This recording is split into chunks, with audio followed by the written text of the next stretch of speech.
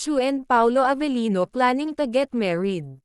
Hindi naman lingid sa lahat na matagal na rin naman na may relasyon sina Kim Chu at Paolo Avellino, hindi man nila ito aminin sa publiko.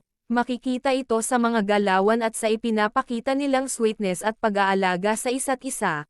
Ayon pa sa mga netizens, walang nakakaligtas kahit kaliit-liitang detalye sa mapanuring mga mata basta tungkol sa aktor at sa Chanita Princess. Samantala ayon naman sa mga Kim Pao fans, mas magiging masaya daw kung sila namang dalawa ang makikita nilang kinakasal. Sa isang panayam naman kay Paolo Avellino at Kim Chu, hindi maiwasang may tanong dito kung wala pa ba silang plan to get married.